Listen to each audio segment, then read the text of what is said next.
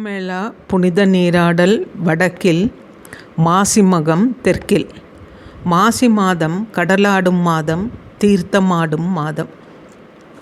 உலகத்தை படைக்க உலகப் பொருட்கள் அனைத்தையும் ஒரு கும்பத்தில் வச்சு அதை நீரில் மிதந்து வந்தபோது ஈசன் அம்பு ஏய அதன் கூம்பு பகுதி, கோணலான பகுதி உடைந்து விழுந்த இடம் கும்பகோணம். மாசிமகத்தன்று கும்பகோணத்தில் மகாமக குளத்தில் நீராட பல்வேறு இடங்களிலிருந்து திரண்டு வருகிறார்கள் மக்கள். அன்று 14 லோகத்தில் வசிப்பவர்கள் குளத்தில் நீராட வருவதாகவும், கங்கை, யமுனை, சரஸ்வதி, நர்மதை, சிந்து, காவேரி, கோதாவரி, சரையு, பொருணை நதிகள் கன்னிகளாக வந்து நீராடி போவதாக ஐதீகம். மாசி மகத்திற்கு ஏன் இப்படி ஒரு சிறப்பு? அன்னை பார்வதி தாட்சாயணியாக பிறந்த நாள். பாதாளத்தில் இருந்த பூமியை வராக அவதாரம் எடுத்து திருமால் வெளியே கொண்டு வந்தது. சிவன் வருணனுக்கு சாப விமோசனம் கொடுத்தது. மன்மதன் எரிக்கப்பட்ட காம தகனம்.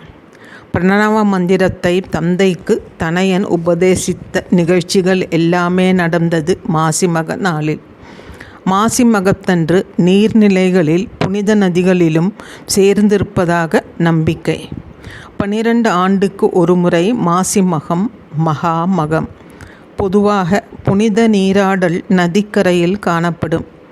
மாசிமகம் மட்டுமே கும்பகோணம் சாரங்கபாணி குளத்தில் நீராடுவதை குறிக்கும். இந்த குளத்தில் நவகன்னிகளும் திசை தெய்வங்களும் உண்டாக்கின என்பதால் நவகன்னியர் தீர்த்தம் என்றும் பெயருண்டு. ஒரே நேரத்தில் 12 சைவ கோவில் சாமிகளும் எழுந்தருளி தீர்த்தவாரி கொடுப்பது இங்கு மட்டுமே. குளத்தை சுற்றி 16 மணிமண்டபங்களும் 21 கிணறுகளும் உள்ளன. கிணறுகளுடைய பெயர் சிவனுடைய பெயர் அல்லது புனித நதிகளின் பெயரை கொண்டுள்ளது. 12 சிவன் கோவில், 5 விஷ்ணு கோவில்களில் குளத்துடன் திருவிழாவுடனும் தொடர்புடையவை. காசி விஸ்வநாதர், கும்பேஸ்வரர், சோமேஸ்வரர், நாகேஸ்வரர், ஏகாம்பரேஸ்வரர், அமுதேஸ்வரர், கௌதமேஸ்வரர், கம்பட்ட விஸ்வநாதர், பானபுரீஸ்வரர், காளஹஸ்தீஸ்வரர், கோடீஸ்வரர், அமிர்த கலசேஸ்வரர் சைவ கோவில்கள். சாரங்கபாணி, சக்கரபாணி, ராமசுவாமி, ராஜகோபால சுவாமி, வராகப்பெருமாள் கோவில்கள் வைஷ்ணவ கோவில்கள். இக்கோவில்களில் இருந்து உற்சவமூர்த்தி விழா நாட்களில் காவேரிக்கு ஊர்வலமாக வந்து சேரும்.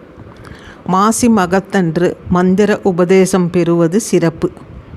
ஈசனின் பல திருவிளையாடல்களும் நடந்தது மாசி மகத்தில்.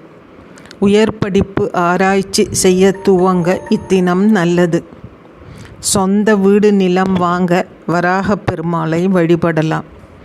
முருகப்பெருமான் அருளால் குழந்தை பாக்கியம் கிட்டும். சிவன், விஷ்ணு, முருகனுக்கு உகந்த மாசிமகம். பித்ருக்களுக்கு பூஜை செய்ய சிறந்த நாளான அன்று புனித நீர்களில் நீராடுவதை பிதுர் மகா ஸ்நானம் என்கிறது சாஸ்திரம். பௌர்ணமியுடன் கூடி வரும் நாளான மாசிமகம் இரவு அம்மன் சந்நிதியில் பூஜையை தரிசிப்பது நன்மையை தரும்.